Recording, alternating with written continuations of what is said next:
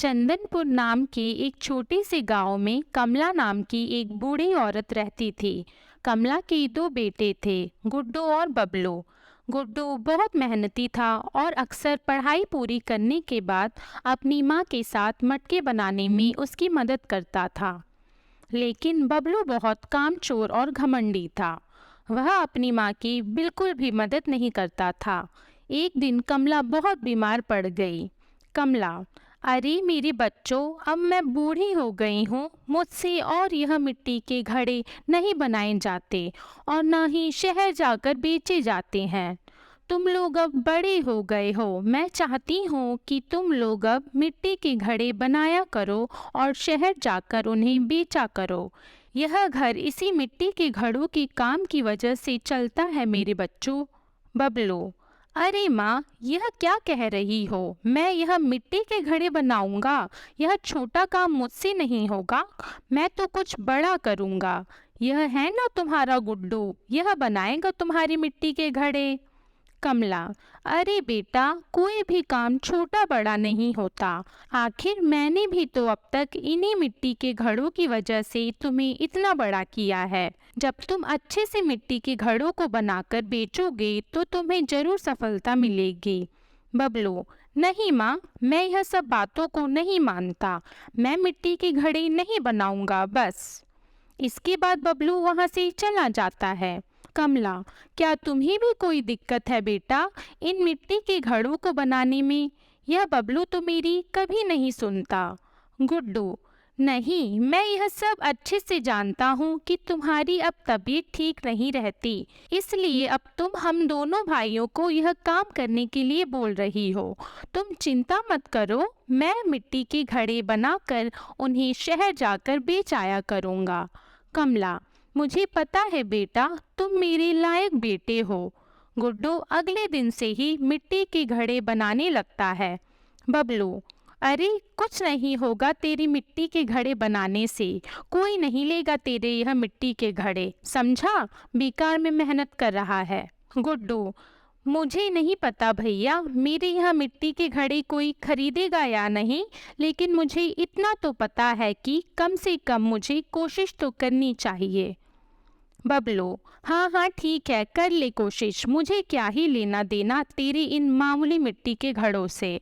इसके बाद बबलू वहाँ से चला जाता है। अगले दिन गुड्डू अपने रंग बिरंगे मिट्टी के घड़ों को अपने ठेले पर रखता है और शहर की ओर चल देता है। जब वह जा ही रहा होता है तो रास्ते में उसे एक औरत मिलती है। औरत, अरे ओ भाई, यह मिट्टी के घड़े क्या तुमने बनाई है? वैसे तो हर रोज इस रास्ते में एक बूढ़ी अम्मा मिट्टी के घड़े लेकर गुजरती है। गुड्डू, जी हाँ, जो औरत हर रोज मिट्टी के घड़े लेकर यहाँ से गुजरती है वह मेरी माँ है। अब उनकी तबीयत ठीक नहीं रहती, इसलिए अब मैं ही मिट्टी के घड़े बनाया करूँगा और शहर लेकर जाया करूँगा। औरत, अच्छा ठीक है भाई, मुझे भी एक मिट्टी का घड़ा दे दो। गुड्डू उसे अपना सबसे पसंदीदा घड़ा दे देता है।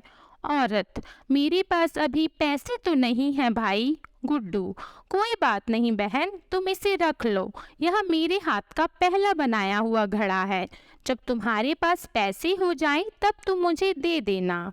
औरत, तुम्हारा बहुत बहुत धन्यवाद भाई। इसके बाद वह औरत वहां से चली जाती है। गुड्डू आवाज लगाते हुए, मेरे प्यारे देशवासियों, मिट्टी के घड़े ले लो, रंग बिरंगे और सुंदर सुंदर घड़े ले लो। लेकिन पूरा दिन बीत जाता है और गुड्डू का एक भी घड़ा नहीं बिकता है। गुड्डू शाम को बड़ी उदासी के साथ अपने घर लौटता है। कमला, अरे आ गया मेरा बच्चा, क्या हुआ, इतना उदास क्यों है? गुड्डू, माँ, मैंने इतनी मेहनत से यह सारी मिट्टी के घड़े तैयार किए हैं, लेकिन आज इनमें से एक भी घड़ा मेरा नहीं बिका। सब लोग आते और मेरी घड़ी को देखते, लेकिन कोई भी खरीदता ही नहीं। कमला, तो क्या हुआ बेटे, कल बिक जाएंगे, इतनी जल्दी उदास नहीं होते, मुझे तुम पर पूरा विश्वास है मेरे बच्चे।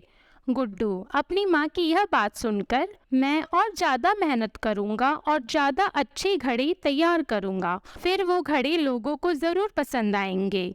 अगले दिन गुड्डू फिर से घड़े बनाता है और इस बार उन सभी घड़ों पर सुंदर सुंदर चित्रकारी भी करता है। अगली सुबह गुड्डू फिर सभी घड़ों को अपने ठेले पर रखता है और शहर की ओर चल देता है। शहर जाते हुए उसे वह औरत फिर से मिलती है।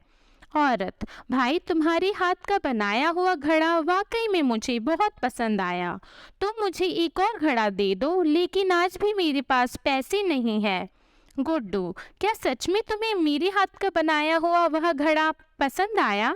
कोई बात नहीं, तुम आज भी मुझसे घड़ा ले सकती हो। वह एक घड़ा उस औरत को दे देता है। उसके बाद गुड्डू शहर पहुंचकर जोर जोर से चिल्लाने लगता है। गुड्डू: मेरे प्यारे देशवासियों, घड़े ले लो, सुंदर सुंदर रंग बिरंगे घड़े ले लो। तभी गुड्डू के पास एक आदमी आता है। आदमी: अरे ओ भाई, बड़े रंग बिरंगे घड़े बेच रहे हो, जरा एक घड़ा दे देना तो। गुड्डू: हाँ हाँ, क्यों नहीं, अभी देता हूँ, यह लीजिए। आदमी गुड्डू से वह घड़ा ले लेता है और बदले में कुछ पैसे देता है। गुड्डू बहुत खुश हो जाता है और अपने घर जाता है। गुड्डू: देखो माँ, आज मेरे हाथ का बनाया हुआ एक एक घड़ा बिक गया है। यह लो, यह पैसे तुम रखो। कमला: अरे मेरे लाल, मैं जानती थी तेरी मेहनत बेकार नहीं जाएगी। यह पैसे तू ही रख, जब मुझे जरूरत होगी तो मैं तुझसे मांग लूंगी मेरे बच्चे। गुड्डू: ठीक है, तुम कहती हो तो रख लेता हूँ। तभी वहाँ पर बबलू आ जाता है। बबलू: माँ, मुझे थोड़े से पैसे चाहिए, मेरे दोस्त शहर जा रहे हैं, मैं भी उनके साथ जाना चाहता हूँ। कमला: अरे क्या पागल हो गया है तू? तुझे यह नहीं दिखाई देता कि तेरी माँ अब मिट्टी के घड़े नहीं बनाती है? मैं तुझे पैसे कहाँ से दूँ? एक तेरा भाई है जो दिन रात मेहनत करता है और एक तू है कि कुछ नहीं करता। बबलू को अपनी माँ की कही हुई ऐसी बातें बिल्कुल पसंद नहीं आती। बबलू: ठीक है, पैसे नहीं है तो मत दे, लेकिन यह गुड्डू गुड्डू क्या लगा रखा है? मैं भी दिखाऊंगा कोई बड़ा और अच्छा काम करके, फिर मैं पैसे मांगूंगा। इसके बाद बबलू वहां से चला जाता है, लेकिन बबलू को यह बात बिल्कुल पसंद नहीं आई। बबलू: जब देखो माँ गुड्डू की ही तरफदारी करती रहती है, उस गुड्डू का तो कुछ करना ही पड़ेगा। रात को जब गुड्डू और उसकी माँ सो रहे थे, तब बबलू उन सारे पैसों को अलमारी से चुरा लेता है। अगली सुबह गुड्डू फिर से शहर जाता है तो उसे वही औरत फिर से मिलती है। औरत: भाई, आज मुझे फिर से तुमसे एक नया घड़ा चाहिए। गुड्डू: आज यह तुम्हारा 5वां घड़ा है, आखिर तुम इतने घड़ों का करते क्या हो? तुम मुझसे हर रोज एक नया घड़ा लेती हो, लेकिन क्यों? औरत: समय आने पर बता दूंगी भाई। गुड्डू: ठीक है बहन, जैसी तुम्हारी मर्जी। गुड्डू उस औरत को एक और नया घड़ा दे देता है और आगे बढ़ जाता है। शहर पहुंचकर गुड्डू घड़े बेचने लग जाता है। काफी देर बाद भी कोई उसका घड़ा लेने नहीं आता। अब गुड्डू रोज अलग अलग तरह के घड़े बनाकर ले जाता, लेकिन कोई भी घड़ों को नहीं खरीदता। गुड्डू बहुत दुखी हो जाता है। उसके पास अब पैसे भी नहीं थे। गुड्डू फिर अपनी अलमारी में देखता है जहां उसने अपने कमाए हुए पैसे जमा किए थे, लेकिन उसे मिलते नहीं हैं। गुड्डू: ना जाने मेरे पैसे कहाँ चले गए, अब मैं क्या करूँगा? घर पर तो कुछ खाने का सामान भी नहीं है, माँ और भाई को क्या खिलाऊंगा? आदमी: अरे ओ भैया, सुना है तुम रंग बिरंगे और सुंदर सुंदर मटके बनाते हो। हाँ, मुझे 500 मटके चाहिए, लेकिन सिर्फ कल सुबह तक ही चाहिए, बना सकते हो तो बोलो। गुड्डू: हाँ हाँ भाई, क्यों नहीं, मैं कल सुबह तक पूरे 500 मटके तैयार कर दूंगा।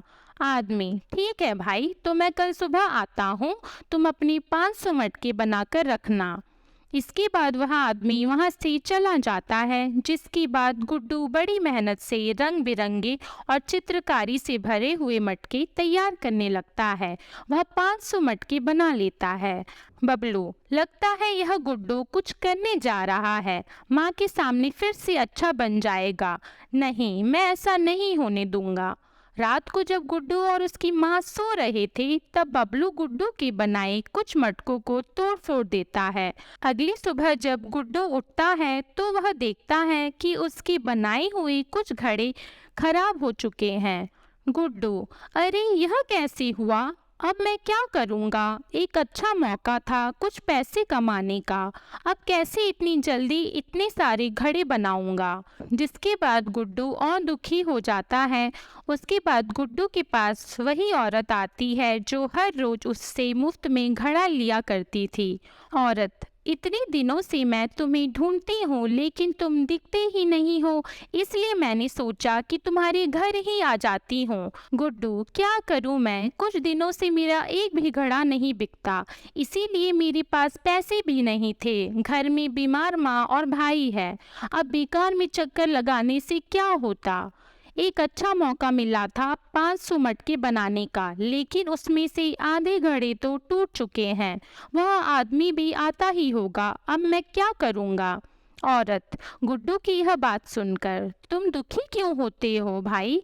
चलो एक बार मेरे साथ चलो। गुड्डू, लेकिन कहाँ पर? औरत, चलो तो सही, क्या पता तुम्हारी परेशानी का हल वही हो। गुड्डू औरत के साथ चल देता है। औरत गुड्डू को एक ऐसे घर में ले जाती है जहाँ पर बहुत सारे मिट्टी के घड़े रखे थे। अचानक से वो औरत एक बुढ़िया में बदल जाती है। उसके पास बहुत सारे घड़े होते हैं और जिनमें बहुत सारा सोना चांदी भरा हुआ होता है। यह सब देखकर गुड्डू डर जाता है। बूढ़ी औरत, डरो नहीं बेटा, मैं तुम्हें कोई नुकसान नहीं पहुंचाऊंगी। उस औरत का भी मेरा ही रूप है और यह भी मेरा ही रूप है जो अब खत्म होने जा रहा है। गुड्डू, यह क्या बोल रही हो बूढ़ी अम्मा?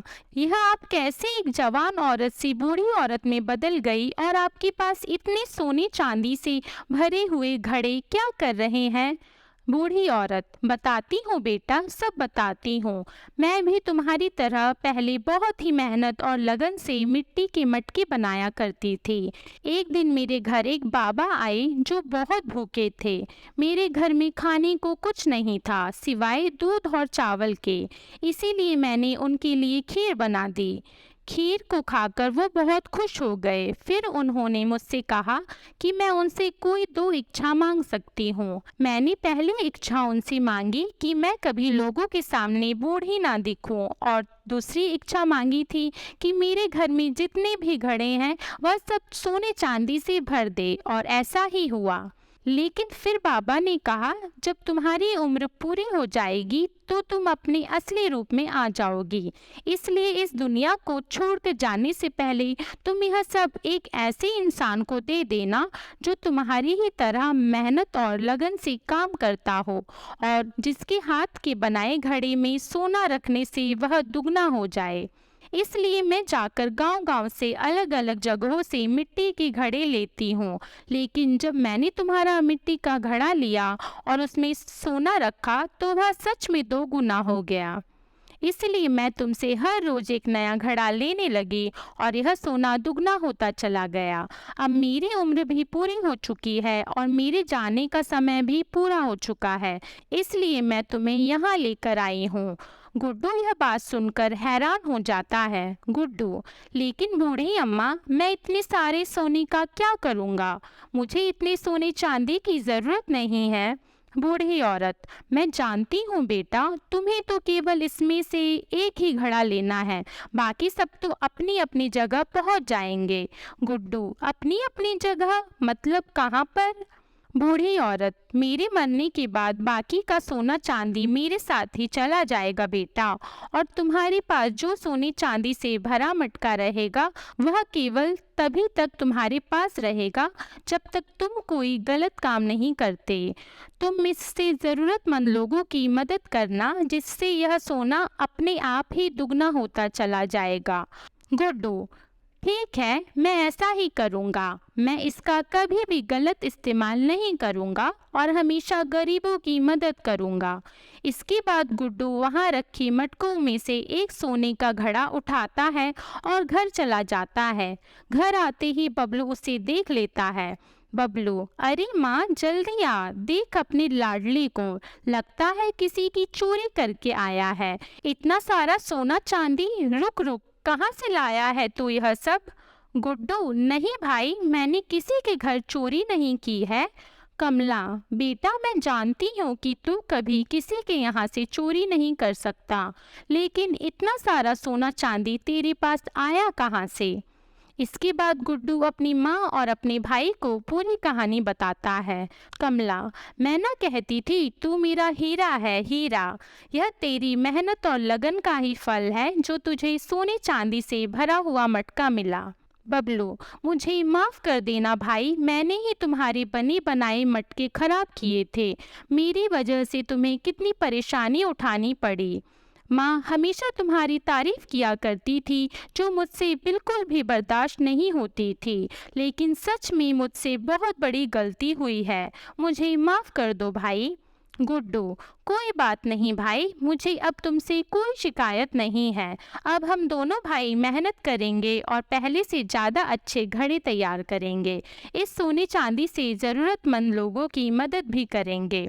इसके बाद से ही गुड्डू अपने गांव के सभी ज़रूरतमंद लोगों की मदद करने लगा और अपनी माँ एवं भाई के साथ खुशी खुशी रहने लगा। आपको हमारी कहानी कैसी लगी कमेंट करके ज़रूर बताइएगा और हमारी वीडियो को लाइक और ऐसी अन्य कहानियों के लिए हमारे चैनल घर घर की कहानी को सब्सक्राइब कीजिएगा। धन्यवाद।